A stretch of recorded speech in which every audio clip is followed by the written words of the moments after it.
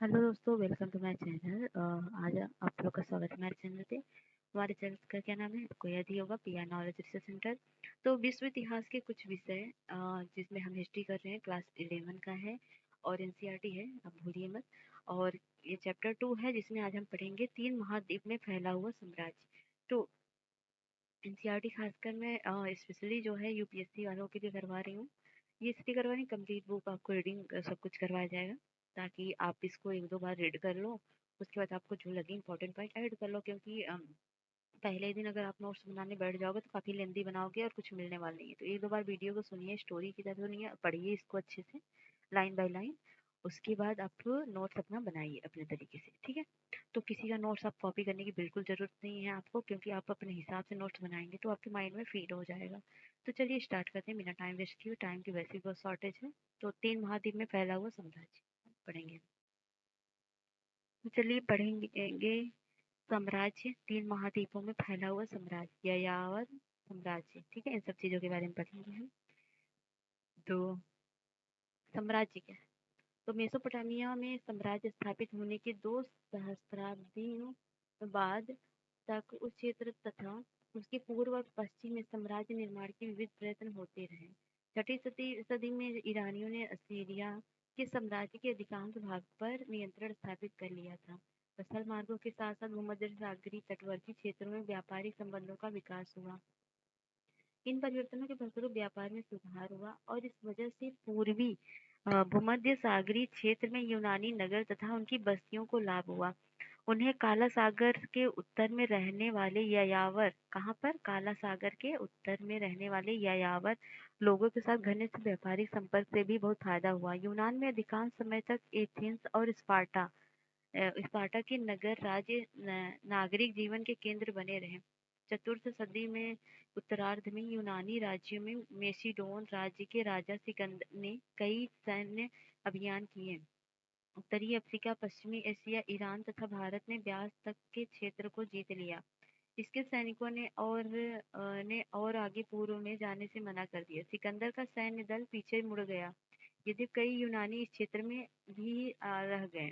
सिकंदर के नियंत्रण के इस पूरे क्षेत्र में यूनानियों और स्थानीय लोगों में आदर्शों और सांस्कृतिक परंपराओं का आदान प्रदान होता रहा था। पूरे क्षेत्र का यूनानीकरण हो गया, जिसे अंग्रेजों ने हेलेनाइजेशन कहा। क्या? यूनानीकरण को अंग्रेजों ने क्या कहा? हेलेनाइजेशन कहा। क्योंकि यूनानियों को हेलेनीज कहते थे। यूनानियों क्या कहते थे? अगर कोई क्वेश्चन पूछे हेलेनीज किसे कहते थे, वो यूनानियों कहते थे। यूनानी भाषा इस क्षेत्र की एक जानी पहचानी भाषा बन गई। लेकिन सिकंदर के साम्राज्य की यह राजनीति एकता उसकी मृत्यु के तुरंत बाद विघटित हो गई। हालांकि उसके 3 शताब्दी बाद तक यूनानी संस्कृति इस क्षेत्र में महत्वपूर्ण बनी रही। इस क्षेत्र के इतिहास में यह काल प्रायः यूनानी काल के नाम से जाना जाता है, लेकिन यह मान्यता यूनानी विश्वासों और विचारों की तरह ही अन्य महत्वपूर्ण, संभवतः इससे भी अधिक महत्वपूर्ण संस्कृतियों, जैसे मुख्य रूप से ईरान की पुराने साम्राज्य से संबंधित ईरानी संस्कृति की महत्ता को अस्वीकार कर देती है। इसके बाद के भावी इतिहास के महत्वपूर्ण पहलुओं के बारे में इस अनुभाग में पता चलेगा। सिकंदर के साम्राज्य के विघटन के फलस्वरूप हुई राजनीतिक कला का लाभ उठाते हुए रोम के मध्य इतावली नगर राज्य के छोटे किंतु सुसंगठित सैन्य बल ने दूसरी सदी से उत्तरी अफ्रीका और पूर्वी भूमध्य सागर पर नियंत्रण कर लिया। उस समय रोम एक गणतंत्र था, यदि वहाँ की सरकार निर्वाचन की एक जटिल व्यवस्था पर आधारित थी, लेकिन राजनीतिक संस्थाएं जन्म और धन संपदा को कुछ महत्व देती थी। यहाँ का समाज दासता से भी लाभान्वित था। रोम की सैन्य शक्ति ने एक समय सिकंदर के साम्राज्य का भाग रहे राज्यों के बीच व्यापार हेतु तंत्र स्थापित किया। प्रथम सदी के मध्य उच्च कुल में जन्मे सैन्य नायक जूलियस सीजर के अधीन रोम साम्राज्य वर्तमान ब्रिटेन और जर्मनी तक फैल गया। लातिनी जिसे रोम में बोली जाती थी, लातिनी कहाँ बोली जाती थी? रोम में साम्राज्य की मुख्य भाषा थी। हालांकि पूर्व में रहने वाले कई लोग यूनानी भाषा की प्रयोग करते थे। रोम के लोगों में यूनानी संस्कृति के प्रति गहरा आदर भाव था। प्रथम सदी ईसा पूर्व के अंतिम भाग में साम्राज्य के राजनीतिक ढांचे के परिवर्तन हुए। चतुर्थ सदी में सम्राट कॉन्स्टेंटाइन के ईसाई बनने के बाद इस साम्राज्य का काफी हद तक ईसाईकरण हो गया। शासन को सुचारू ढंग से चलाने के लिए चौथी सदी में रोम साम्राज्य को पूर्वी और पश्चिमी दो हिस्सों में बांट दिया गया। लेकिन पश्चिम में सीमावर्ती क्षेत्र जिसे गोथ, विसिगोथ, वेंडल व अन्य की जनजातियों तथा रोम के बीच स्थित व्यवस्थाएं बिगड़ने लगी। ये व्यवस्थाएं व्यापार, सैन्य भर्ती, बसने से जुड़ी थी और जनजातियों ने रोम प्रशासन पर अपने आक्रमणों में वृद्धि कर दी। ये मतभेद बढ़ते गए और साम्राज्य के आंतरिक मतभेद में जुड़ गए। फलतः 5वीं सदी में आते आते पश्चिम का यह साम्राज्य नष्ट हो गया। पूर्व के साम्राज्य की सीमा के अंतर्गत ही जनजातियों ने अपने अपने राज्य स्थापित कर लिए। ईसाई चर्च से प्रोत्साहन पाकर 9वीं सदी में ऐसे ही कुछ राज्यों को मिलाकर पवित्र रोमन साम्राज्य की स्थापना की गई। पवित्र रोमन साम्राज्य ने पुराने रोमन साम्राज्य के साथ निरंतरता का दावा किया। कोरिंथ के यूनानी नगर के भग्नावशेष, तो ये देख सकते हैं, ये चित्र आप, ठीक है। 7वीं सदी ईसा अब ईस्वी में और 15वीं सदी ईस्वी के बीच रोमन साम्राज्य कुस्तुनतुनिया केंद्रित की अधिकांश भूमिका पर अरब साम्राज्य ने अधिकार कर लिया। रोमन पर कौन अधिकार किया? अरब ने। दशमिक के केंद्रित इस अरब साम्राज्य को पैगंबर मोहम्मद, जिन्होंने 9वीं सदी में इस्लाम धर्म की स्थापना की, के अनुयायियों या उनके उत्तराधिकारियों, जिन्होंने आरंभ में बगदाद के शासन किया, द्वारा स्थापित किया गया था। इस इलाके की यूनानी और इस्लामी परंपराओं के बीच करीबी आदान प्रदान था। इस क्षेत्र के व्यापारिक तंत्र और समृद्धि के उत्तर के पश्चारी लोगों को आकर्षित किया। इन्होंने प्रायः इस क्षेत्र के शहरों पर आक्रमण किए और उन पर अपना नियंत्रण लिया। इस क्षेत्र पर आक्रमण का प्रयास करने वाले अंतिम लोगों में मंगोल थे।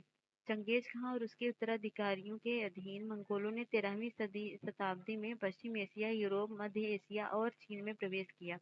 साम्राज्य बनाने और बनाए रखने के लिए सारे प्रयास पूरे क्षेत्र में फैले हुए व्यापारी तंत्र के संसाधन पर नियंत्रण की चाह से प्रेरित थे, ताकि उन्हें उस क्षेत्र के भारत या चीन जैसे देशों से स्थापित संबंधों से फायदा हो सके। सभी साम्राज्यों ने व्यापार को स्थिरता प्रदान करने के लिए प्रशासनिक व्यवस्था विकसित करने का प्रयास किया।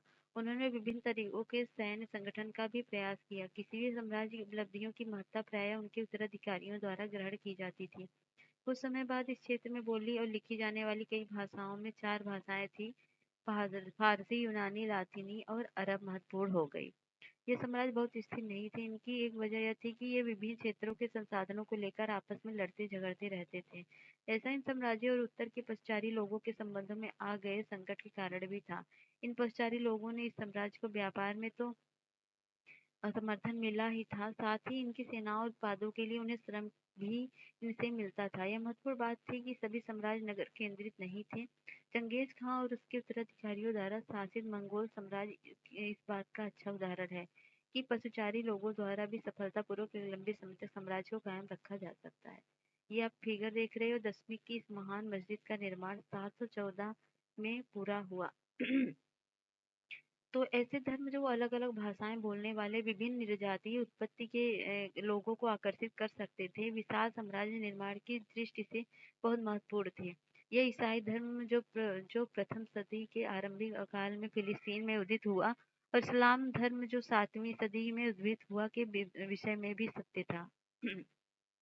कालक्रम 2 के बारे में अब हम पढ़ेंगे, जहाँ हम लगभग 100 ईसा पूर्व से लेकर 1300 ईस्वी के तक पढ़ेंगे। ठीक है।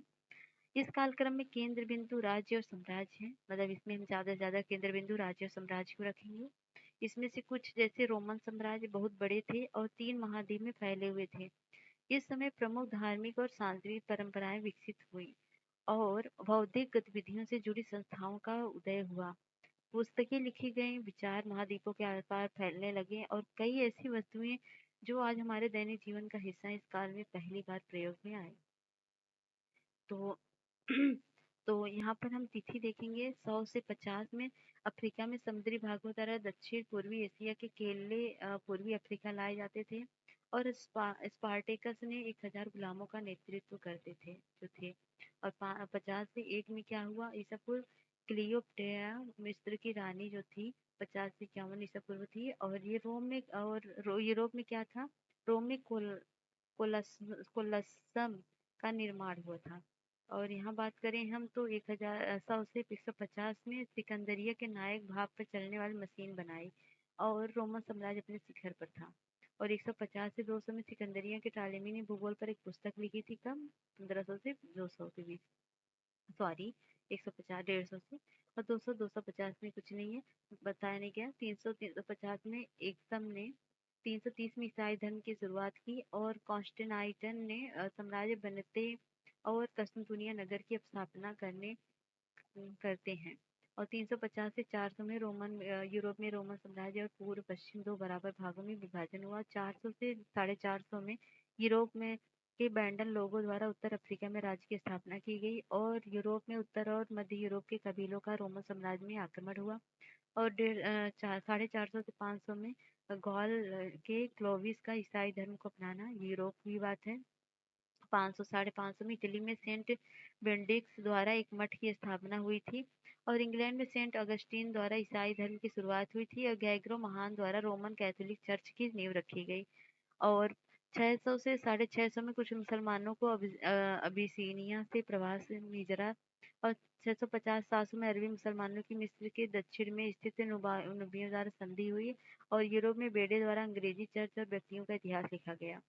और 800 से 850 में घाना में राज्य का उदय हुआ और सॉलमन फ्रैंको के राजा को पवित्र रोमन साम्राज्य की उपाधि दी गई और केव और नोवोगॉर्ड में प्रथम रूसी राज्यों की स्थापना हुई। 9 से 950 में पश्चिम यूरोप पर समुद्री सदस्यों का आक्रमण हुआ और 1000 से 50 में इटली में सेरेनमी मेडिकल स्कूल की स्थापना हुई। और 1050 से 1100 में अल्मोरविद राज्य का घाना से दक्षिण स्पेन तक विस्तार हुआ। नॉर्मैंडी की विलियम का इंग्लैंड व आक्रमण और फिर शासक बनना, प्रथम धर्म युद्ध की घोषणा 1095 में हुई। तो एक 1100 से 50 में जिम्बाब्वे का स्वर्ण और तांबे की शिल्पकृतियों के उत्पादन और लंबी दूरी के व्यापार के केंद्र के रूप में उदय हुआ। और 1150 से क्या हुआ सब आप पढ़ लीजिएगा, यहाँ पे बहुत ज्यादा कालक्रम में एशिया का है, दक्षिण एशिया का है। चीन में तो इस तरह से आप पढ़ लीजिएगा इसको स्क्रीन पॉज करके, ठीक है। बाकी आगे तो कवर होता ही रहेगा, ठीक है। अब हम 3 महाद्वीपों में फैला साम्राज्य की बात करेंगे। तो रोम साम्राज्य दूर दूर तक फैला हुआ था। इसके विशाल राज्य में क्षेत्र में आज का अधिकांश यूरोप और उर्वर चंद्रा का क्षेत्र है, जिसे फर्टाइल क्रिसेंट यानी पश्चिमी एशिया या उत्तरी अफ्रीका का बहुत बड़ा हिस्सा शामिल था। इस अध्याय में हम देखेंगे का प्रयत्न करेंगे कि साम्राज्य का गठन कैसे हुआ, किन किन राजनीतिक ताकतों ने इसके भाग्य को बनाया संवारा और इस साम्राज्य के लोग किन किन सामाजिक समूहों में विभाजित है। आप देखेंगे कि यह साम्राज्य अनेक स्थानीय संस्कृतियों तथा भाषाओं के वैभव से संपन्न था। वहाँ स्त्रियों की कानूनी स्थिति काफी सुदृढ़ थी।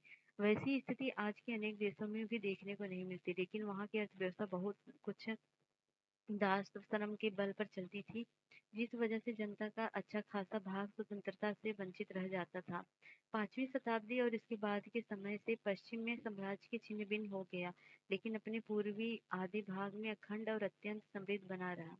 अगले अध्याय में आप खिलाफत के बारे में पढ़ेंगे। खिलाफत इसी समृद्धि की नींव पर स्थापित हुआ और इनके शहरी तथा धार्मिक परंपराओं की विरासत में प्राप्त किया गया। रोम के इतिहासकारों के पास स्रोत सामग्री का विशाल भंडार है। इस संपूर्ण स्रोत सामग्री के 3 वर्गों में विभाजित किया जा सकता है। पहला है पाठ्य सामग्री, दूसरा है प्रलेख या दस्तावेज, तीसरा है भौतिक अवशेष। तो समकालीन व्यक्तियों द्वारा लिखा गया यह काल इतिहास वर्ष वृत्तांत कहा जाता है, क्योंकि ये वृत्तांत प्रतिवर्ष लिखे जाते थे। पत्र, व्याख्यान, प्रवचन, कानून आदि दस्तावेजी स्रोत मुख्य रूप से उत्कीर्ण अभिलेखों द्वारा पेपाइरस पेड़ के पत्तों पर आदि पर लिखी गई पांडुलिपियों के रूप में मिलते हैं। उत्कीर्ण अभिलेख आमतौर पर पत्थर की शिलाओं पर खोदे जाते हैं, इसीलिए ये नष्ट नहीं हुए। बहुत बड़ी मात्रा में यूनानी और लातिनी में पाए गए पेपाइरस एक सरकंडा जैसा पौधा था जो मिस्र में नील नदी के किनारे उगा करता था और उसी से लेखन सामग्री तैयार की जाती थी। रोजमर्रा की जिंदगी में उसका व्यापक इस्तेमाल किया जाता था। हजारों की संख्या में संविदा पत्र, लेख, संवाद पत्र और सरकारी दस्तावेज आज भी पेपाइरस पत्र पर लिखे हुए पाए गए हैं। पेपाइरोलॉजिस्ट यानी पेपाइरस शास्त्री कहे जाने वाले विद्वानों द्वारा प्रकाशित किए गए भौतिक अवशेषों में अनेक प्रकार की चीजें शामिल हैं, जो मुख्य रूप से पुरातत्वविदों को जो खुदाई करते हैं अपनी खोज में मिलती है, जैसे इमारतें, स्मारक, अन्य प्रकार की संरचनाएं, मिट्टी के बर्तन, सिक्के, पच्चीकारी का सामान, यहाँ तक कि संपूर्ण भूदृश्य जैसे हवाई छायांकन प्राप्त द्वारा प्राप्त है। इनमें प्रत्येक स्रोत हमें अतीत के बारे में इस प्रकार की जानकारी देते हैं। इन जानकारियों को मिलाकर देखना अत्यंत उपयोगी हो सकता है, लेकिन कितनी अच्छी तरह से इतिहासकार इन स्रोतों के तथ्यों में अंतर संबंध बनाता है, यह उसकी कुशलता पर निर्भर करता है। तो ईसा मसीह के जन्म से लेकर 7वीं शताब्दी के पूर्वार्ध में 630 के दशक तक की अवधि में अधिकांश यूरोप, उत्तरी अफ्रीका और मध्य पूर्व तक के विशाल क्षेत्र में दो सशक्त साम्राज्यों का शासन था। ये दो साम्राज्य रोम और ईरान के थे। रोम तथा ईरान के लोग आपस में प्रतिद्वंदी थे और अपने इतिहास के अधिकांश काल में वे आपस में लड़ते थे। उनके साम्राज्य एक दूसरे के बिल्कुल पास थे। उन्हें भूमि की एक संकरी पट्टी, जिनके किनारे फरात नदी बहा करती थी, अलग करती थी। इस अध्याय में हम रोम के साम्राज्य के बारे में पढ़ेंगे, मगर कहीं कहीं प्रसंगवश रोम के प्रतिद्वंदी ईरान को भी उल्लेख करते रहेंगे। यदि आप नीचे देखे मानचित्र पर नजर डालेंगे तो देखेंगे यूरोप और अफ्रीका के महाद्वीप एक समुद्र द्वारा एक दूसरे से अलग हुए हैं, जो पश्चिम स्पेन से लेकर सीरिया तक फैला हुआ है। इस समुद्र को भूमध्य सागर कहा जाता है। ये देखिए, और यह उन दिनों रोम साम्राज्य का हृदय था। रोम का भूमध्य सागर उत्तर तथा दक्षिण की दोनों दिशाओं में सागर के आसपास स्थित सभी प्रदेशों पर प्रभुत्व था। उत्तर में साम्राज्य की सीमा का निर्धारण दो महान नदियों राइन और डेन्यूब से होता था, और दक्षिण सीमा सहारा नामक अति विस्तृत रेगिस्तान से बनी थी। इस प्रकार या राइन है या डेन्यूब है, ठीक है, देखते रहिए, सारा देख लीजिए अच्छे से, ठीक है। इस अत्यंत विस्तृत क्षेत्र में रोम साम्राज्य फैला हुआ था, और दूसरी ओर कैस्पियन सागर के दक्षिण में अरब का समूचा इलाका और कभी-कभी अफगानिस्तान के कुछ हिस्से भी ईरान के नियंत्रण में थे। इन दो महान शक्तियों ने दुनिया के उस अधिकांश भाग को आपस में बांट दिया था, जिसे चीनी लोग ताचीन कहा करते थे। साम्राज्य का आरंभिक काल। रोमन साम्राज्य को मोटे तौर पर दो चरणों में बांटा जा सकता है, जिन्हें पूर्ववर्ती परवर्ती चरण कह सकते हैं। इन दोनों चरणों के बीच तीसरी शताब्दी का समय आता है, जो उन्हें दो ऐतिहासिक भागों में विभाजित करती है। दूसरे शब्दों में कहें तो तीसरी शताब्दी के मुख्य भाग को की संपूर्ण अवधि को पूर्ववर्ती साम्राज्य और इसके बाद की अवधि को परवर्ती साम्राज्य कहते हैं। तीसरी शताब्दी की मुख्य भाग तक की बात हो रही है। दो महाशक्तियों तक उनसे संबंधित साम्राज्यों का एक बड़ा अंतर यह था कि रोमन साम्राज्य सांस्कृतिक दृष्टि ईरान की तुलना में कहीं अधिक विविधतापूर्ण था। इस अवधि के दौरान पर्थियाई तथा बाद में सासानी राजवंशों ने ईरान पर शासन किया। कौन? पर्थियाई और ससानी ने। जिन लोगों पर शासन हुआ उनमें अधिकतर क्या थे? ईरानी थे, जिनके विपरीत रोमन साम्राज्य में ऐसे क्षेत्रों तथा संस्कृतियों का मिला जुला रूप था जो मुख्यतः सरकार की एक साझी प्रणाली द्वारा एक दूसरे के साथ जुड़े हुए थे। साम्राज्य में अनेक भाषाएं बोली जाती थी, लेकिन प्रशासन के प्रयोजन हेतु लातीनी तथा यूनानी भाषा का प्रयोग होता था। पूर्वी भाग के उच्चतर वर्ग यूनानी भाषा और पश्चिम भाग के लोग लातीनी भाषा बोलते थे और लिखते थे, और इन दोनों भाषाओं के बीच की सीमा रेखा भूमध्य सागर को चीरती हुई उस पर अफ्रीका प्रति त्रिपोलितनिया, जो कि लातीनी भाषी था, और सायरेनाइका, जो यूनानी भाषी था, के बीच जाती थी। जो लोग साम्राज्य में रहते थे वे सभी एकमात्र शासक यानी सम्राट की प्रजा थे, चाहे वे कहीं भी रहते हैं और कोई भी भाषा बोलते हों। इस साम्राज्य में गणतंत्र एक ऐसी शासन व्यवस्था थी जिसमें वास्तविक सत्ता सेनेट नामक निकाय में निहित थी। सेनेट में धनवान परिवारों के एक छोटे समूह का बोलबाला रहता था, जिन्हें अभिजात कहा जाता था, और व्यवहारिक तौर पर गणतंत्र अभिजात वर्ग की सरकार का शासन सेनेट नामक संस्था के माध्यम से चलता था। गणतंत्र 509 ईसा पूर्व से 2700 ईसा पूर्व तक चला, लेकिन 2700 ईसा पूर्व में जूलियस सीजर ने के दत्तक पुत्र तथा उत्तराधिकार ऑक्टेवियन ने उसका तख्ता पलट कर दिया और सत्ता अपने हाथ में ले ली, और अगस्टस नाम से रोम का सम्राट बन गया। सेनेट की सदस्यता जीवन भर चलती थी, और उसके लिए जन्म की अपेक्षा धन और पद प्रतिष्ठा को अधिक महत्व दिया जाता था। बलात् भर्ती वाली सेना वह होती है जिसमें कुछ वर्गों या समूहों को वयस्क पुरुषों को अनिवार्य रूप से सैनिक सेवा करनी पड़ती है। प्रथम सम्राट अगस्ट ने 27 ईसा पूर्व में जो राज्य स्थापित किया था उसे प्रिंसिपेट कहा जाता था। यद्यपि अगस्टस से एक छत्र शासक और सत्ता का वास्तविक स्रोत था, तथापि इस कल्पना को जीवित रखा गया कि वह लेखन एक प्रमुख नागरिक था, निरंकुश शासक नहीं था। ऐसा सेनेट को सम्मान प्रदान करने के लिए किया जाता था। सेनेट वह निकाय था जिसके उन दिनों में जब रोम एक रिपब्लिक यानी गणतंत्र था, सत्ता पर अपना नियंत्रण रखा था। रोम ने सेनेट नामक संस्था का अस्तित्व कई शताब्दियों तक रहा था। वह एक ऐसी संस्था थी जिसमें कुलीन एवं अभिजात वर्गों यानी मुख्यतः रोम के धनी परिवारों का प्रतिनिधित्व था। लेकिन आगे चलकर इसमें इतालवी मूल के जमींदारों को भी शामिल कर लिया गया था। रोम इन्हीं लोगों द्वारा लिखी गई थी। इन पुस्तकों से यह स्पष्ट होता है कि सम्राटों की परख इस बात से की जाती थी कि वे सेनेट के प्रति किस तरह का व्यवहार रखते हैं। सबसे पुराने सम्राट वह माने जाते हैं जो सेनेट के सदस्यों के प्रति सतर्कता पूर्वक पूर्ण व्यवहार करते थे और उनको शक की नजर से देखते थे या फिर उनके साथ क्रूर व हिंसा करते थे। कई सेनेटर गणतंत्र युग में लौटने के लिए तरसते थे, किंतु अधिकतर सेनेटरों को एहसास जरूर हो गया कि यह असंभव था। सम्राट और सैन्य के पास साम्राज्यिक शासन की एक अन्य प्रमुख संस्था सेना थी। फारस के साम्राज्य में तो बलात् भर्ती वाली सेना थी, लेकिन रोम की सेना एक व्यवसायिक सेना थी जिसमें प्रत्येक सैनिक को वेतन दिया जाता था। न्यूनतम 25 वर्ष तक सेवा करनी पड़ती थी। एक वेतनभोगी सेना का होना निस्संदेह रोमन साम्राज्य की अपनी एक खास विशेषता थी। सेना साम्राज्य में सबसे बड़ा एकल संगठित निकाय थी और उसके पास निश्चित रूप सम्राटों का भाग निर्धारित करने की शक्ति थी। सैनिक बेहतर वेतन और सेवा शर्तों के लिए लगातार आंदोलन करते रहते थे।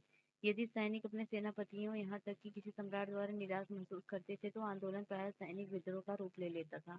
यह भी ध्यान देने की बात है कि रोम सेना की जो तस्वीर हमारे सामने पेश की गई वह इतिहासकारों द्वारा तैयार की गई थी। सेनेट के प्रति सहानुभूति रखते थे। सेनेट सेना से घृणा करती थी और उससे डरती थी क्योंकि वह प्रायः अप्रत्याशित हिंसा का स्रोत थी। विशेष रूप से तीसरी शताब्दी की तनावपूर्ण परिस्थिति में जब सरकार को अपने बढ़ते हुए सैन्य खर्चों को पूरा करने के लिए भारी भारी कर लगाने पड़े थे। संक्षेप में सम्राट, अभिजात वर्ग और सेना साम्राज्य के राजनीतिक इतिहास में तीन मुख्य खिलाड़ी थे। अलग अलग सम्राटों की सफलता इस बात पर निर्भर करती थी कि वे सेना पर कितना नियंत्रण रख पाते हैं। जब सेनाएं विभाजित हो जाती थी तो इनका परिणामतः सामान्यतः गृह युद्धों द्वारा होता था। एक ऐसे वर्ष 69 ईस्वी को छोड़कर जब एक के बाद एक कुल मिलाकर 4 सम्राट गद्दी पर बैठे। पहली 2 शताब्दी में कोई गृह युद्ध नहीं हुआ, अपेक्षाकृत शांति बनी रही। सिंहासन यथासंभव पारिवारिक वंशाक्रम पर आधारित था। पिता का राज्य पुत्र को मिलता था, चाहे वह नैसर्गिक हो अथवा ग्रहण किया हुआ उत्तराधिकारी दत्तक हो। और सेना भी इसी सिद्धांत को पूरी तरह मानती थी। उदाहरण टिबेरियस तिबेरियस जो रोम सम्राटों की एक लंबी कतार में दूसरा था। प्रिंसिपेट की स्थापना करने वाला ऑगस्टस का अपना पुत्र नहीं था, किंतु सत्ता पर सहज परिवर्तित सुनिश्चित करने के लिए ऑगस्टस ने उसे गोद लिया था। प्रथम 2 शताब्दियों में अन्य देशों के साथ युद्ध भी बहुत कम हुए। ऑगस्टस ने तिबेरियम द्वारा प्राप्त किया गया साम्राज्य पहले ही इतना लंबा चौड़ा था कि इससे और अधिक विस्तार करना अनावश्यक प्रतीत होता था। वास्तव में अगस्टस का शासनकाल शांति के लिए याद किया जाता है, क्योंकि इस शांति का आगमन दशकों तक चले आंतरिक संघर्ष और सदियों की सैनिक विजय के पश्चात हुआ था। साम्राज्य के प्रारंभिक विस्तार में एकमात्र अभियान सम्राट त्राजान जो 113-17 ईसा पूर्व में चलाया, इसके द्वारा अपने फरात नदी के पार जो क्षेत्रों पर निरर्थक कब्जा कर लिया था, लेकिन इसके उत्तराधिकारियों ने क्षेत्रों को छोड़ दिया। तो रोम के फोरस जूलियस की दुकानें पुराने रोमन फोरस के विस्तार के लिए 51 ईसा पूर्व के बाद स्तंभों वाले इस चौक को बनाया गया। गृह युद्ध दूसरे देशों से संघर्ष के ठीक विपरीत अपने देश में सत्ता हासिल करने के लिए किया गया सशस्त्र संघर्ष है। सम्राट त्राजन का स्वप्न, भारत की विजय। तत्पश्चात भयंकर भूकंप से पीड़ित एंटियोक में सदियों के बाद 115-16 ईस्वी में 116 में त्राजान फरात के रास्ते आगे की ओर बढ़ता हुआ पार्थियन की राजधानी टेसिफोन तक चला गया। फिर वहां फारस की खाड़ी के सिरे पर पहुंचा। कैसियस डियो के अनुसार वहां पर भारत की ओर जाने वाले किसी वाणिज्यिक पोत को लालायित नजरों से देख रहा था और चाह रहा था कि काश वो सिकंदर जैसा जवान होता। तो इस काल की एक विशेष उपलब्धि यह रही है कि रोमन साम्राज्य क्षत्रिय शासन का क्रमिक रूप से विस्तार हुआ। इसके लिए अनेक आश्रित राज्यों को रोम के प्रांतीय राज्य क्षेत्र में मिला लिया गया। निकटवर्ती पूर्व ऐसे राज्यों से भरा हुआ था, लेकिन दूसरी शताब्दी के प्रारंभिक वर्षों तक जो राज्य फरात नदी के पश्चिम में पड़ते थे, उन्हें भी रोम द्वारा हड़प लिया गया था। प्रासंगिक तौर पर उल्लेखनीय है कि राज्य अत्यंत समृद्ध थे। उदाहरण के लिए हेराड के राज्य से प्रतिवर्ष 54 लाख दिनारियस 1,25,000 किलोग्राम सोने के बराबर आमदनी होती थी। दिनारियस रोम का एक चांदी का सिक्का होता था, जिसमें लगभग 4,5 ग्राम विशुद्ध चांदी होती थी। वास्तव में इटली के सिवाय, जिसे उन शताब्दी में प्रांत नहीं माना जाता था, साम्राज्य के साथ ही से सभी क्षेत्र प्रांतों में बटे हुए थे और उनसे कर वसूला जाता था। दूसरी शताब्दी में जब रोम अपने चरमोत्कर्ष पर था, तो रोमन साम्राज्य स्कॉटलैंड में आर्मेनिया की सीमाओं तक और सहारा में फरात और कभी-कभी उससे भी आगे तक फैला हुआ था। यह सच है कि उन दिनों शासन व्यवस्था को चलाने के लिए उसकी सहायता आज जैसी कोई सरकार नहीं थी। फिर भी ये प्रश्न उठता है कि साम्राज्य के लिए इतने लंबे चौड़े और तरह-तरह के इलाकों का नियंत्रण रख पाना कैसे संभव हुआ, जिनकी आबादी दूसरी शताब्दी के मध्य में लगभग 6 करोड़ तक पहुंच गई थी। इस प्रश्न का उत्तर साम्राज्य के शहरीकरण में खोजा जा सकता है। संपूर्ण साम्राज्य में दूर-दूर तक अनेक नगर स्थापित किए गए थे, जिनके माध्यम से समस्त साम्राज्य का नियंत्रण रखा गया था। भूमध्य सागर के तटों पर स्थापित बड़े शहरी केंद्र जैसे कार्थेज और सिकंदरिया तथा एंटियोक इनमें सबसे बड़े थे।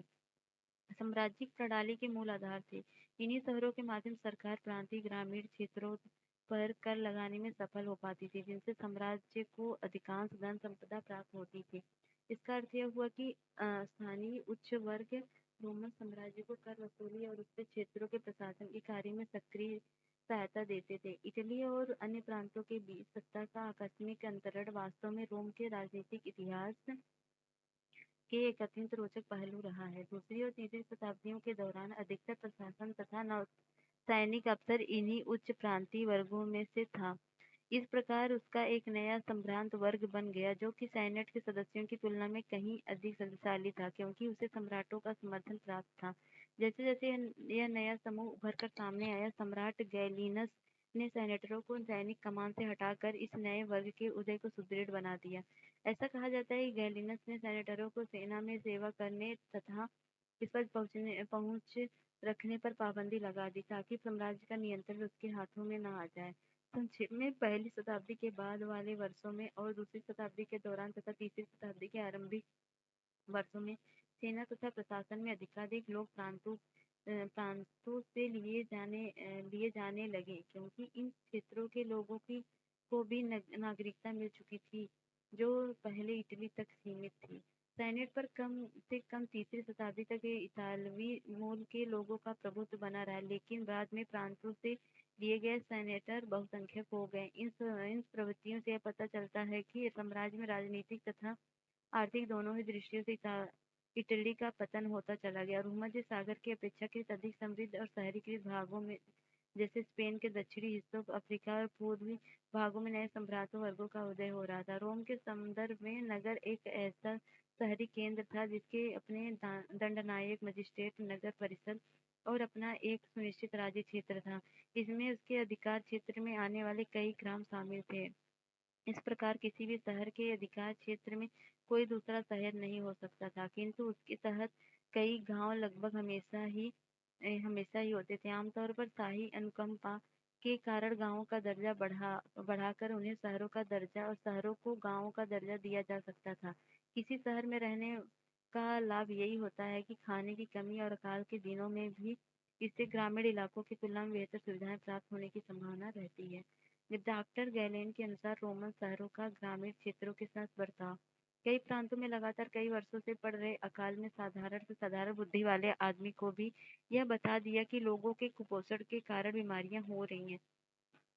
शहर में रहने वाले लोगों को फसल कटाई के शीघ्र बाद अगले पूरे वर्ष के लिए पर्याप्त मात्रा में खाद्यान्न अपने भंडार में भर लेने का एक रिवाज था। सारा गेहूं, जौ, सेम तथा मसूर दालों का काफी बड़ा हिस्सा शहरियों द्वारा ले जाने के बाद कई प्रकार की दालें किसानों के लिए बची रह जाती थी। सर्दियों के लिए जो कुछ भी बचा था, उसे खा पीकर खत्म कर देने के पश्चात देहाती लोगों को वसंत ऋतु में अस्वास्थ्यकर पत्तियों पर निर्भर रहना पड़ता और उन्होंने पेड़ों की टहनियाँ, छाले, झाड़ियाँ, खाद्य पेड़ पौधे और पत्ते खाकर किसी तरह से अपने प्राणों को बचाएं। सार्वजनिक स्नान गृह रोम के शहरी जीवन की एक खास विशेषता थी। जब एक ईरानी शासक ने ऐसा स्नान गृहों को ईरान के शुरू करने का प्रयत्न किया तो उसे वहां के पुरोहित वर्ग के क्रोध का सामना करना पड़ा। जल एक पवित्र वस्तु थी और सार्वजनिक स्नान में उन्हें जल की अपवित्रीकरण दिखता था। शहरी लोगों को उच्च स्तर के मनोरंजन उपलब्ध थे। उदाहरण के कैलेंडर से हमें पता चलता है कि एक वर्ष में कम से कम 176 दिन वहां कोई न कोई मनोरंजन कार्यक्रम या प्रदर्शन अवश्य होता था। रोमन छावनी बिंदु निशा आधुनिक स्विट्जरलैंड में एक रंगशाला प्रथम सदी का प्रयोग सैन्य कवायद सैनिकों के मनोरंजन के लिए नियोजित हेतु किया जाता था। तीसरी शताब्दी का संकट। यदि पहले और दूसरी शताब्दी कुल मिलाकर शांति, समृद्धि तथा आर्थिक विस्तार की प्रतीक थी, तो तीसरी शताब्दी आंतरिक तनाव के पहले बड़े संकेत लेकर सामने आई। 230 के दशक से साम्राज्य ने स्वयं को कई मोर्चे पर जूझता पाया। ईरान में 225 ईस्वी में अपेक्षाकृत एक अधिक आक्रामक वंश उभर कर सामने आया। इस वंश के लोग स्वयं को सासानी कहते थे और केवल 15 वर्षों के भीतर यहाँ तेजी से फरात की दिशा में फैल गए। 3 भाषाओं में खुदे हुए एक प्रसिद्ध शिलालेख में ईरान के सशक्त शाहपूर प्रथम ने दावा किया था कि उसने 60,000 रोमन सेना का सफाया किया और रोम साम्राज्य की पूर्वी राजधानी एंटियोक पर कब्जा भी कर लिया। इस बीच कई जर्मन मूल की जनजाति अथवा राज्य समुदाय ने राइन तथा डेन्यूब नदी की सीमाओं की ओर बढ़ना शुरू कर दिया और 233 से 280 तक की समची अवधि में उन प्रांतों की पूरी सीमा बार बार आक्रमण हुए जो काला सागर से लेकर आल्प्स और दक्षिण जर्मनी तक फैले हुए थे। रोम वासियों को डेन्यूब से आगे का क्षेत्र छोड़ने के लिए मजबूर होना पड़ा, जबकि इस काल के सम्राट उन लोगों के विरुद्ध लगातार युद्ध करते रहे जिन्हें रोमवासी विदेशी बर्बर कहा करते थे। तीसरी शताब्दी में थोड़े थोड़े अंतर से अनेक सम्राट 47 वर्षों से 25 सम्राट सत्तासीन हुए, जो इस तथ्य का स्पष्ट सूचक है कि इस अवधि में साम्राज्य को बेहद तनाव की स्थिति से गुजरना पड़ा। लिंग साक्षरता और संस्कृति की बात करें तो रोमन समाज की अपेक्षाकृत अधिक आधुनिक विशेषताओं में से एक विशेषता यह थी कि उन दिनों एकल परिवार का व्यापक रूप से चलन था। वयस्क पुत्र अपने पिता के परिवारों के साथ नहीं रहते थे और वयस्क भाई बहुत कम साथी परिवार में रहते थे। दूसरी ओर दासों को परिवार में सम्मिलित किया जाता था क्योंकि रोम वासियों के लिए परिवार की यही अवधारणा थी। सामान्यतः गणतंत्र की परवर्ती काल मतलब पहली शताब्दी ईसा पूर्व तक विवाह का रूप ऐसा था कि पत्नी अपने पति को अपनी संपत्ति हस्तांतरित नहीं किया करती थी। क्या पत्नी अपने पति को अपनी संपत्ति हस्तांतरित नहीं किया करती थी, किंतु अपने पैतृक परिवार में वह अपने पूरे अधिकार बनाए रखती थी। महिला का दहेज वैवाहिक अवधि के दौरान उसके पति के पास चला जाता था, किंतु महिला अपने पिता की मुख्य उत्तराधिकारी बनी रहती थी और अपने पिता की मृत्यु होने पर उसकी संपत्ति की स्वतंत्र मालिक बन जाती थी। इस प्रकार रोम की महिलाओं को संपत्ति के स्वामित्व का संचालन में व्यापक कानूनी अधिकार प्राप्त थे। दूसरे शब्दों में कानून के अनुसार पति पत्नी को संयुक्त रूप से एक वित्तीय हस्ती नहीं बल्कि एक अलग अलग दो वित्तीय हस्तियां माना जाता था। पत्नी को पूर्ण वैदिक स्वतंत्रता प्राप्त थी। तलाक देना अपेक्षाकृत आसान था और इसके लिए पति अपनी पत्नी द्वारा केवल विवाह भंग करने के इरादे की सूचना देना ही काफी था। दूसरी ओर 28, 29, 30, 32 की आयु में विवाह करते थे। बताओ 28, 29, 30, 32 की उम्र में विवाह करते थे, जबकि लड़कियों की शादी 16, 18, 22, 23 साल की आयु में की जाती थी। इसलिए पति और पत्नी के बीच आयु का अंतराल बना रहता था और इससे असमानता को कुछ बढ़ावा मिला होगा। विवाह आमतौर पर परिवार द्वारा नियोजित होते थे और इससे कोई संदेह नहीं कि महिलाओं पर उनके पति अक्सर हावी रहते थे। महान कैथोलिक बिशप अगस्टीन, जिन्होंने अपना अधिकांश समय जीवन उत्तरी अफ्रीका में बिताया था, ने लिखा है कि उनकी माता की उनके पिता द्वारा नियमित रूप से पिटाई की जाती थी और जिस छोटे से नगर उनकी माता की उनके पिता द्वारा पिटाई की जाती थी, जिस छोटे नगर में वे बड़े हुए, वहाँ की अधिकतर पत्नियां इसी तरह की पिटाई से अपने शरीर को लगी खरोच दिखाती रहती थी। अंततः पिताओं का अपने बच्चों पर अत्यधिक कानूनी नियंत्रण होता था, कभी कभी तो दिल दहलाने वाली सीमा तक। उदाहरणार्थ एक मिनट उदाहरणार्थ अवांछित बच्चों के मामले में भी उन्हें जिंदा रखने या मार डालने तक का कानूनी अधिकार प्राप्त था। ऐसी जानकारी मिलती कभी कभी पिता शिशुओं को मारने के लिए उसे ठंड में छोड़ देते थे। साक्षरता की स्थिति क्या थी? यह निश्चित है कि काम चलाऊ साक्षरता की दरें साम्राज्य के विभिन्न भागों में काफी अलग-अलग थी। उदाहरणार्थ, पोम्पेई नगर में 69 ईस्वी में ज्वालामुखी फटने पर दफन हो गया था। इस बात का ठोस प्रमाण मिलता है कि वहाँ काम चलाऊ साक्षरता व्यापक रूप से विद्यमान थी। पोम्पेई की कुछ गलियों की दीवारों पर अंकित विज्ञापन और समूचे शहर में अभिलेखण पाए गए। इसके विपरीत मिस्र में आज भी सैकड़ों पैम्पायरस बचे हुए हैं, जिस पर अत्यधिक औपचारिक दस्तावेज जैसे कि संविदा पत्र आदि लिखे हुए हैं। ये दस्तावेज आमतौर पर व्यावसायिक लिपिकाओं द्वारा लिखे जाते थे। दस्तावेज अक्सर हमें यह बताते हैं कि अमुक व्यक्ति का वक्ता पढ़ लिख नहीं सकता, किंतु यहाँ भी साक्षरता निश्चित रूप से कुछ वर्गों के लोगों में अपेक्षाकृत अति व्यापक थी, जैसे सैनिक, फौजी, अफसरों और संपदा प्रबंधकों में। इनमें से सार्वजनिक मजाकी विज्ञापन को टेम्पल की दीवार पर लगा है, कहता है कि दीवार तुम धन्य हो, अपने ऊपर इतनी उबाऊ लिखावट का बोझ ढोते हुए भी तुम बरकरार खड़ी हो, भरभरा कर गिरी नहीं। रोमन साम्राज्य में सांस्कृतिक विविधता कई रूपों एवं स्तरों पर दिखाई देती है, जैसे धार्मिक संप्रदायों और स्थानीय देवी देवताओं की भरपूर विविधता, बोलचाल की अनेक भाषाएं, वेशभूषा की विविध शैलियां, तरह तरह के भोजन, सामाजिक संगठनों रूप, यहाँ तक कि उनकी बस्तियों के अनेक रूप। अरामाइक निकटवर्ती पूर्व, कम से कम फरात व पश्चिम का प्रमुख भाग समूह था। मिस्र में कॉप्टिक, उत्तरी अफ्रीका में प्यूनिक तथा बर्बर और स्पेन तथा उत्तर पश्चिम में केल्टिक भाषा बोली जाती थी, परंतु इनमें से बहुत सी भाषाएं संस्कृतियां पूर्णतः मौखिक थी। वे कम से कम तब और मौखिक रही जब उनके लिए एक लिपि आविष्कार नहीं हुआ था। उदाहरणार्थ, अर्मेनियाई भाषा का लिखना भी बहुत देर तक 5वीं शताब्दी में शुरू हुआ थी। हालांकि तीसरी शताब्दी के मध्य तक बाइबल का कॉप्टिक भाषा में अनुवाद हो चुका था। इसमें कॉप्टिक भाषा में कई स्थानों पर लातिनी भाषा के प्रसार ने कई भाषाओं के लिखित रूप का स्थान ग्रहण कर लिया था, जिसका पहले से ही व्यापक प्रसार था। ऐसा विशेष रूप से पाल्टिक भाषा के साथ हुआ, जिसका लिखा जाना प्रथम शताब्दी के पश्चात बंद हो गया। आर्थिक विस्तार की बात करें तो साम्राज्य में बंदरगाहों, खानों, खदानों, ईंट भट्टों, जैतून के तेल फैक्ट्रियों आदि की संख्या काफी अधिक थी, जिनसे उसका पार्थिव आधारभूत ढांचा काफी मजबूत था। गेहूं, अंगूरी शराब तथा जैतून का तेल मुख्य व्यापारिक मदें थी, जिनका अधिक मात्रा में उपयोग होता था, और ये मुख्यतः स्पेन, गैलियो प्रांतों, उत्तरी अफ्रीका, मिस्र तथा अपेक्षाकृत कम मात्रा में इटली से आती थी, जहां इन फसलों के लिए सर्वोत्तम स्थितियां उपलब्ध थी। शराब, जैतून का तेल तथा अन्य तरल पदार्थों की ढुलाई इसके मटकों या कंटेनरों में होती थी, जिन्हें एम्फोरा कहते हैं। इन मटकों के टूटे हुए टुकड़े बहुत बड़ी संख्या में अभी भी मौजूद हैं।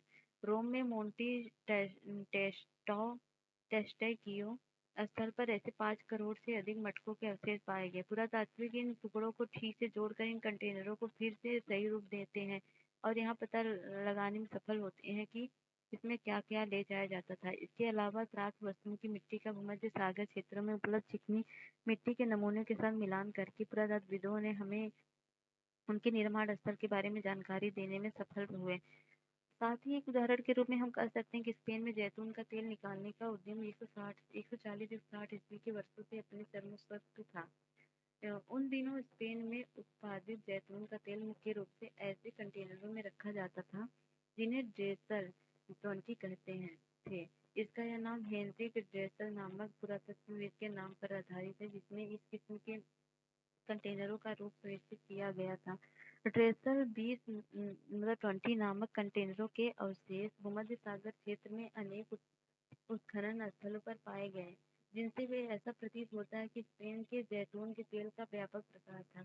ऐसा साक्ष्य भिन्न भिन्न प्रकार के एम्फोरा पात्रों के अवशेषों और उनके मिलने के स्थानों के बल पर पुरातत्वविद ये बता सकते हैं कि स्पेन के जैतून के तेल के उत्पादन अपने इतालवी प्रतिद्वंदियों से तेल का बाजार छीनने में सफल हुए। ऐसा तभी संभव हुआ होगा जब स्पेन के उत्पादकों ने अपेक्षाकृत कम कीमतों पर बेहतर गुणवत्ता वाला तेल बेचा होगा। दूसरे शब्दों में भिन्न भिन्न प्रदेशों के जमींदार एवं उत्पादक अलग अलग वस्तुओं का बाजार हथियाने के लिए आपस में प्रतिस्पर्धा करते रहते थे। बाद में उत्तरी अफ्रीका के उत्पादनों ने स्पेन और जैतून के उत्पादकों जैसा महत्वपूर्ण स्थान प्राप्त कर लिया था, और तीसरी तथा चौथी शताब्दियों के अधिकांश भाग में उस क्षेत्र में बोलबाला रहा। 425 ईसा पूर्व के बाद पूर्व ने उत्तरी अफ्रीका के प्रमुख प्रभुत्व को तोड़ दिया। परिवर्ती 5वीं शताब्दी और 6वीं शताब्दी में एगियन, दक्षिण एशिया माइनर और सीरिया फिलिस्तीन व्यापारी अंगूरी शराब तथा जैतून तेल के प्रमुख निर्यातक बन गए, जबकि भूमध्य सागर के बाजारों में अफ्रीका से आने वाले कंटेनरों में अचानक कमी हो गई। इन प्रमुख गतिविधियों के साथ साथ अलग प्रदेशों की समृद्धि उनकी वस्तुओं की गुणवत्ता और उनके उत्पादन तथा परिवहन की क्षमता के अनुसार अधिक या कम होती गई। साम्राज्य के अंतर्गत ऐसे बहुत से क्षेत्र आते थे जो अपनी अपनी असाधारण उर्वरता के कारण बहुत प्रसिद्ध थे, जैसे इटली के कैम्पेनिया, सिसिली, मिस्र के फयूम, गैलीली, बाइजेंटियम, दक्षिण गॉल तथा बाइटिका, स्टेबो तथा पेनी जैसे लेखकों के अनुसार ये सभी प्रदेश साम्राज्य की घनी आबादी वाले और सबसे धनी भागों वाले थे। सबसे बढ़िया किस्म की अंगूरी शराब कैम्पेनिया से आती थी। सिसिली और बाइजेंटियम रोम को भारी मात्रा में गेहूं का निर्यात करते थे। गैलियों में गहन खेती की जाती थी। इतिहासकार जोसेफस ने लिखा है कि प्रदेशवासियों ने जमीन के 1 से 1 इंच टुकड़े पर खेती कर रखी है और स्पेन का जैतून का तेल स्पेन के दक्षिण में गुआडल क्विविर नदी के किनारे के साथ साथ बसी अनेक जमींदारियों से आता था। दूसरी ओर रोम क्षेत्र के अनेक बड़े बड़े हिस्से बहुत कम उन्नत अवस्था में थे। उदाहरणार्थ नुमिडिया के देहाती क्षेत्रों में ऋतु प्रवास व्यापक पैमाने पर होता था। चरवाहे अर्ध यायावर अपने साथ में अवन आकार की झोपड़ियां, जिसे मैपालिया कहते हैं, इधर उधर उठाए घूमते फिरते थे। लेकिन जब उत्तरी अफ्रीका में रोमन जा, जागीरों का विस्तार हुआ तो वहां चारगाहों की संख्या में भारी कमी आई और खानाबदोश चारवाहों की आवाजाही पहले से अधिक नियंत्रित हो गई। स्पेन में भी उत्तरी क्षेत्र बहुत कम विकसित था और इससे अधिकतर केल्टिक भाषी किसानों की आबादी थी, जो पहाड़ियों की चोटियों पर बसे गांवों में रहते थे। इन गांवों को कैस्टेला कहा जाता था। जब हम रोम साम्राज्य के बारे में सोचने समझने का प्रयास करें तो हमें इन असमानताओं को कभी नहीं भूलना चाहिए। हमें यह भी ध्यान रखना चाहिए कि हम यह ना मान बैठे कि यह एक प्राचीन दुनिया थी। इसलिए उस समय के लोगों का सांस्कृतिक तथा आर्थिक जीवन आदिम तथा पिछड़ा हुआ था, लेकिन स्थिति इसके विपरीत हुई थी। भूमध्य सागर के आसपास पानी की शक्ति का तरह तरह से इस्तेमाल किया जाता था। इस काल में जल शक्ति से मिले चलाने की प्रौद्योगिकी में खासी प्रगति हुई।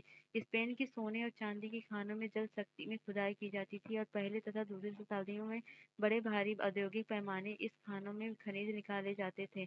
उस समय उत्पादकता का स्तर इतना ऊंचा था कि 19वीं शताब्दी तक, यानी कि लगभग 1700 वर्ष बाद भी ऐसे उत्पादन के स्तर देखने को नहीं मिलते थे। उस समय सुगठित वाणिज्यिक और बैंकिंग व्यवस्था थी और धन का व्यापक रूप से प्रयोग होता था। इन सभी बातों से संकेत मिलता है कि हमें रोम की समुन्नत अर्थव्यवस्था को कम आंकने की प्रवृत्ति कितनी अधिक है। अब दास प्रथा और श्रम संबंधी मुद्दों पर भी विचार कर लेना प्रासंगिक होगा। तो दासों के प्रति कुछ ही समय बाद प्रति व्यवहार की बात करें तो कुछ ही समय बाद शहर के शासक ल्यूसियस पेडेनियस ने सेकेंडस का उसके एक दास ने कत्ल कर दिया।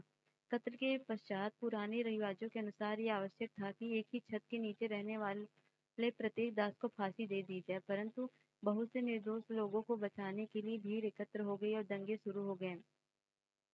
तो और सेनेट भवन को घेर लिया गया। हालांकि सेनेट भवन में अत्यधिक कठोरता का विरोध किया जा रहा था, परंतु अधिकांश सदस्यों ने परिवर्तन किए जाने का विरोध किया। जो सेनेटर फांसी देने के लिए पक्ष में थे उनकी बात मानी गई, परंतु पत्थर और जलती हुई मसाले लिए भारी भीड़ ने इस आदेश को कार्यान्वित किए जाने से रोका। नीरो ने अभिलेख द्वारा इन लोगों को फटकार लगाई और उन सारे मार्गों पर सेना लगा दी गई जहां सैनिकों के साथ दोषियों को फांसी पर चढ़ाने के लिए ले जाया जा रहा था। श्रमिकों पर नियंत्रण। भूमध्य सागर निकटवर्ती पूर्वी दोनों ही क्षेत्रों में दासता की जड़ें बहुत गहरी थी और 4वीं शताब्दी में ईसाई धर्म ने राजधर्म बनने के बाद भी इस गुलामी की प्रथा को कोई गंभीर चुनौती नहीं दी। इसका अर्थ यह नहीं है कि रोम की अर्थव्यवस्था अधिकांश श्रम द्वारा ही किया जाता था। यह तथापि यह बात गणतंत्री काल में इटली के मामले में सही हो सकती है, जहां अगस्टस के शासनकाल में इटली की कुल 75 लाख की आबादी में 30 लाख दास थे। बताओ, 75 लाख की आबादी में 30 लाख दास ही थे। किंतु समग्र साम्राज्य में ऐसी स्थिति नहीं थी। उन दिनों दासों को पूंजी निवेश की दृष्टि देखा जाता था। कम से कम लोग के एक लेखक ने तो जमींदारों को ऐसे संदर्भों में गुलामों का इस्तेमाल न करने की सलाह दी जहां फसल की कटाई के लिए उनकी बहुत बड़ी संख्या में आवश्यकता होती थी।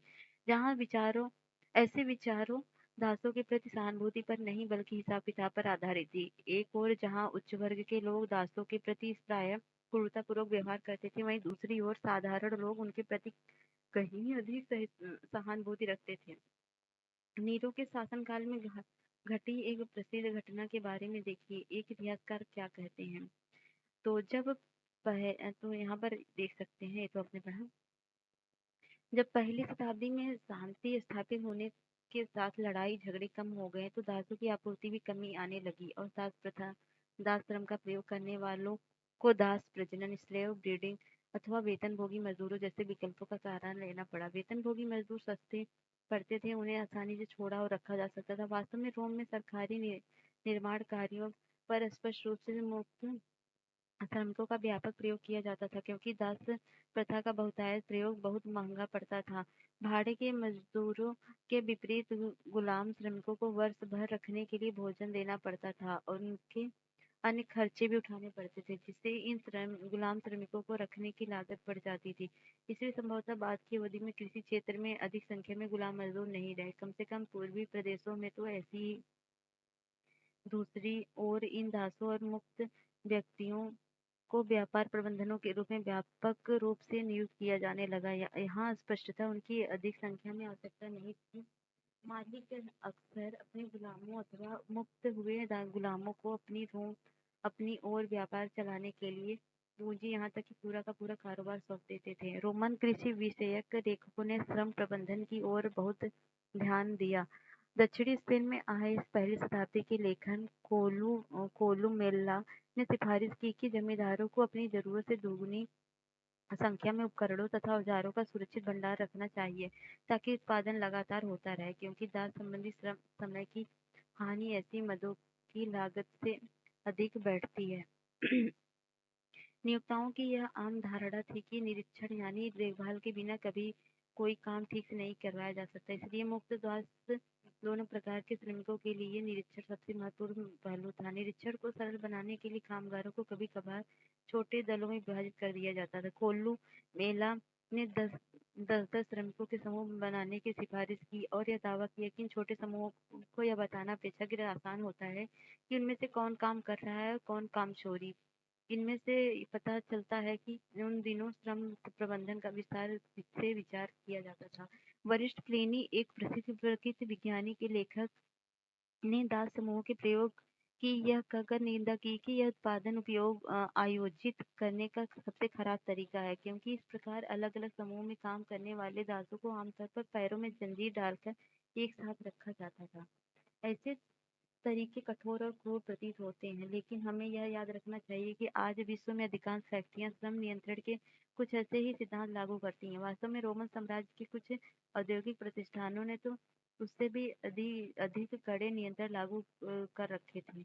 वरिष्ठ प्लिनी ने सिकंदरिया की फ्रैंकिन्स यानी सुगंधित राल की फैक्ट्रियों के हालात का वर्णन किया, जहां उनके अनुसार कितना ही कड़ा निरीक्षण रखो पर्याप्त प्रतीत नहीं होता था। कामगारों के एप्रनों पर एक सील लगा दी जाती थी, उन्हें अपने सिर पर एक गहरी जाली वाला मास्क या नेट पहनना पड़ता है और उन्हें फैक्ट्री से बाहर जाने के लिए अपने सभी कपड़े उतारने पड़ते थे। और कृषि श्रमिक अवश्य ही थके थके से लगे ऐसे रहते होंगे और उन्हें नापसंद किया जाता होगा, क्योंकि तीसरी शताब्दी के एक राज्य देश में मिस्र के किसानों द्वारा अपने गांव छोड़कर जाने का उल्लेख है, जिसमें यह कहा गया कि वे इसलिए गांव छोड़कर जा रहे हैं ताकि उन्हें खेती के काम में न लगाना पड़े। संभवतः यही बात अधिकांश फैक्ट्रियों कारखानों पर लागू होती थी। 398 के कानून में यह कहा गया कि कामगारों को दागा जाता था ताकि वे भागने और छिपने का प्रयत्न करें तो उन्हें पहचाना जा सके। कई निजी मालिक कामगारों के साथ ऋण संविदा के रूप में करार कर लेते थे ताकि वे यह दावा कर सके कि उनके कर्मचारी उनके कर्जदार हैं। इस प्रकार वे अपने कामगारों का नियंत्रण करते थे।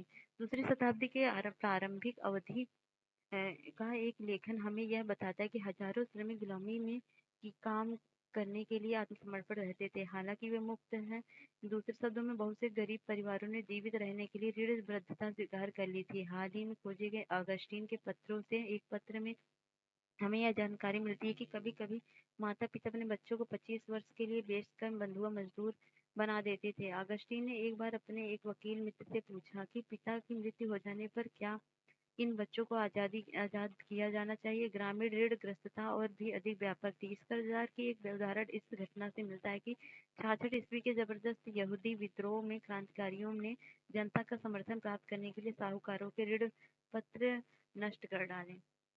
यह विद्रोह जुडेया में रोम शासन के विरुद्ध हुआ, जिसे रोमवासियों ने यहूदी युद्ध कही जाने वाली लड़ाई में क्रूरतापूर्वक दबा दिया।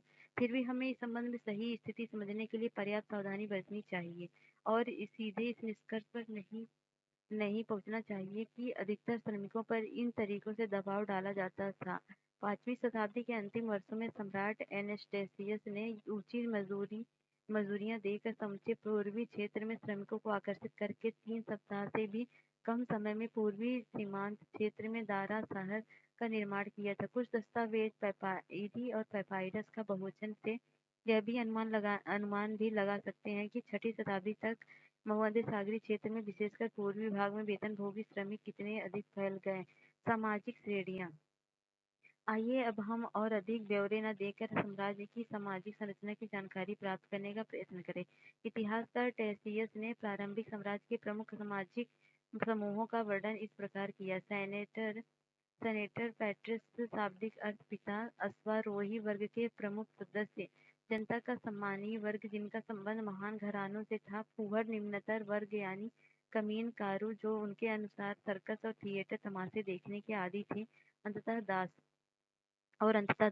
तीसरी शताब्दी के आरंभिक वर्षों में सेनेट की सदस्य संख्या लगभग 1000 थी। कुल सेनेटरों में लगभग आधे सेनेटर अभी भी इतालवी परिवारों के थे। साम्राज्य के परिवर्तित काल में जो चौथी शताब्दी के प्रारंभिक भाग में कंस्टेंटाइन प्रथम के शासन काल से प्रारंभ हुआ, टेसियस द्वारा उल्लिखित दो समूह सेनेटर और नाइट्स का अश्वारोही एकीकृत होकर एक विस्तृत अभिजात वर्ग बन चुके थे और इनके कुल परिवारों में से कम आधे परिवार अफ्रीका अथवा मूल के थे।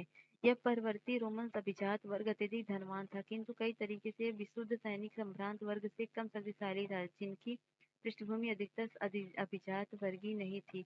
मध्यम वर्गों में कई नौकरशाही और सैन्य की सेवा जुड़े आम लोग शामिल थे, किंतु इनमें से अपेक्षाकृत अधिक समृद्ध सौदागर और किसान भी शामिल थे, जिनमें बहुत से लोग पूर्वी प्रांतों के निवासी थे। टेसियस ने इस सम्मानीय मध्यम वर्ग का महान सीनियर गृहों के आश्रितों के रूप में वर्णन किया। मुख्य रूप से सरकारी सेवा और राज्य का निर्भरता भी इन मध्यम वर्गीय परिवारों का भरण पोषण करती थी।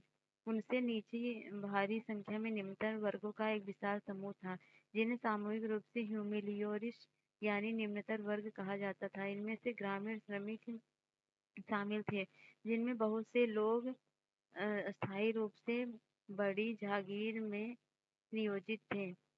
औद्योगिक और खनन प्रतिष्ठानों के कामगार, प्रवासी कामगार जो अनाज तथा जैतून की फसल कटाई और निर्माण उद्योग के लिए अधिकांश श्रम की पूर्ति करते थे, तथा नियोजित शिल्पकार जो ऐसा बताया जाता था कि मजदूरी पाने वाले श्रमिकों की तुलना में बेहतर खाते पीते थे। बहुत बड़ी संख्या में कभी-कभी काम करने वाले श्रमिक, विशेषकर बड़े शहरों में, और वस्तुतः हजारों गुलाम जो विशेष रूप से पूरे पश्चिमी साम्राज्य में पाए जाते थे।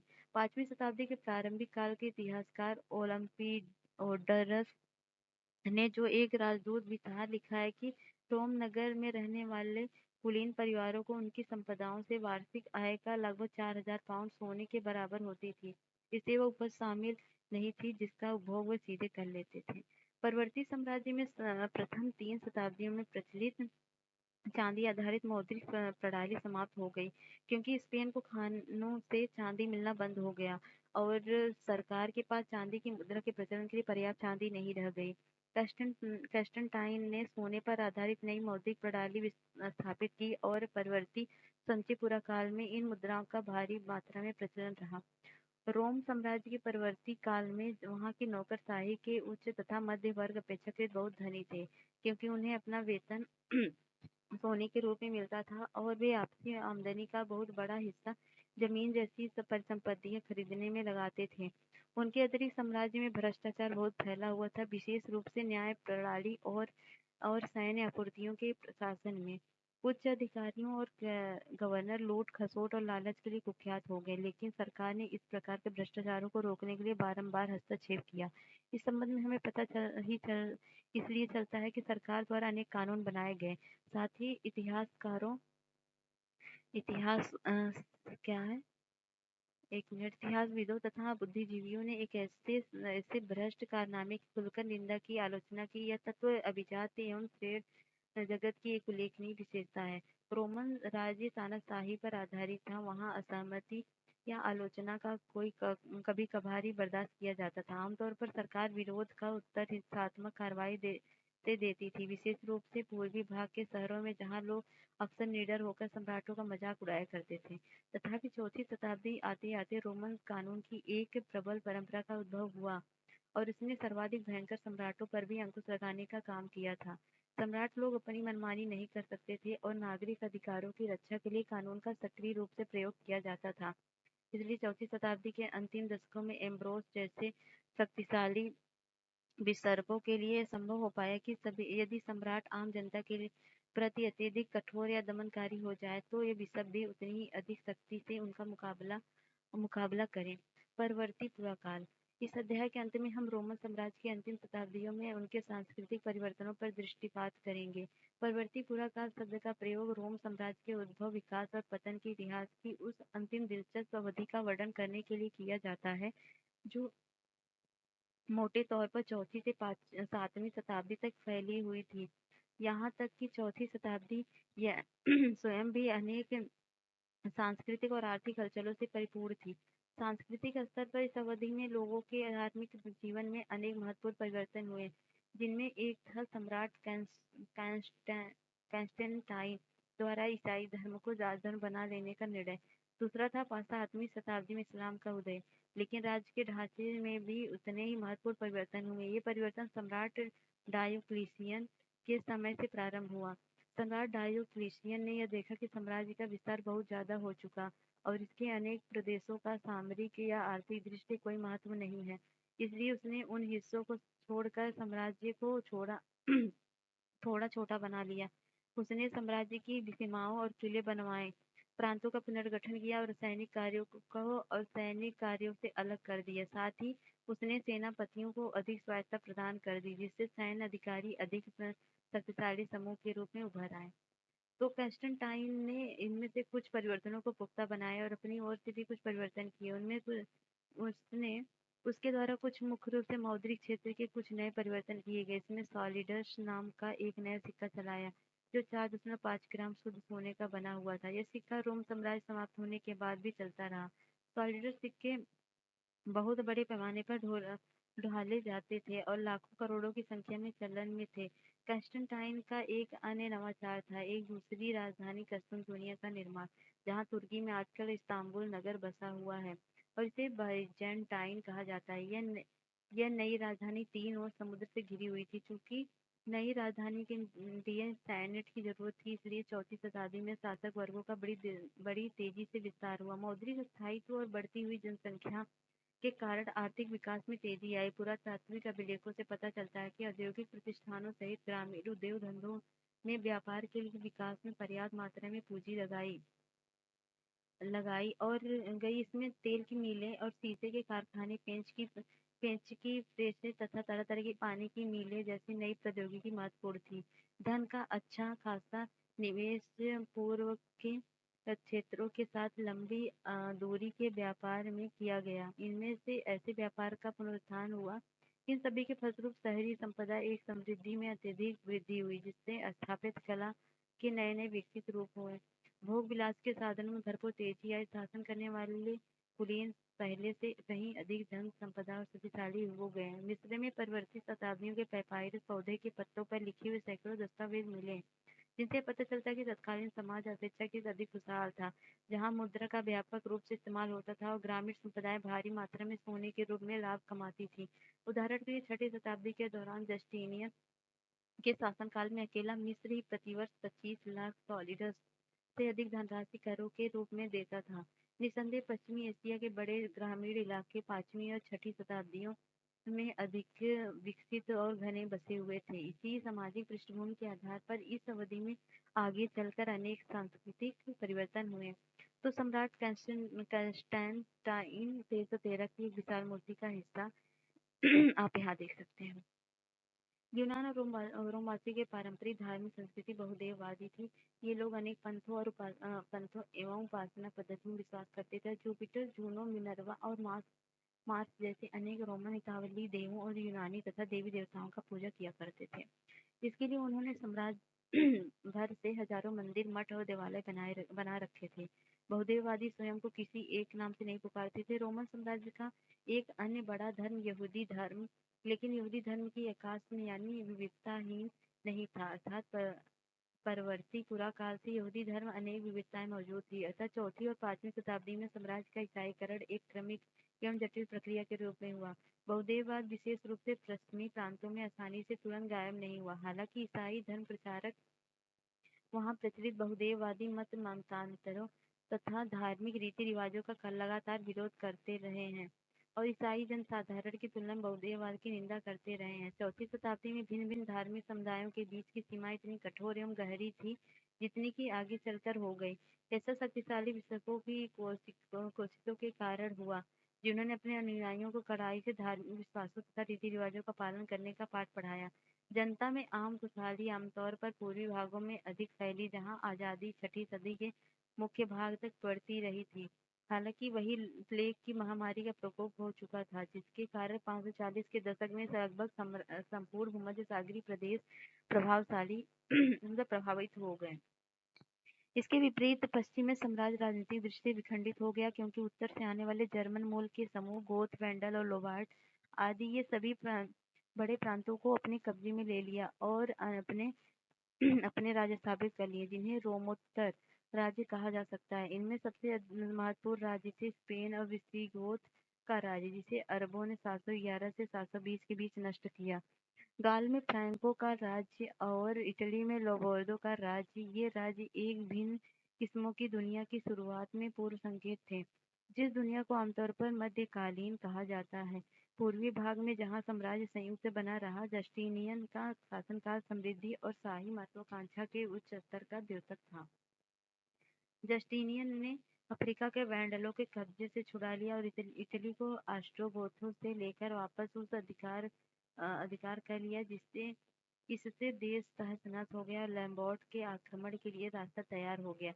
7वीं शताब्दी के प्रारंभिक दशकों तक आते-आते रोम और ईरान के बीच लड़ाई फिर छिड़ गई और समसानी शासकों ने मिस्र सहित सभी विशाल पूर्वी प्रांतों में बड़े बड़े प्रांतों में बड़े पैमाने पर आक्रमण कर दिया। बंजेटियस ने 620 के दशक में इन प्रांतों पर फिर से अपना कब्जा कर लिया, लेकिन उसके कुछ वर्ष बाद उसे दक्षिण पूर्व की ओर से एक बहुत जोरदार अंतिम धक्का लगा, जिसे सहन नहीं कर सका। अरब प्रदेश से शुरू होने वाले इस्लाम के विस्तार को प्राचीन विश्व इतिहास की सबसे बड़ी राजनीतिक क्रांति कहा जाता है।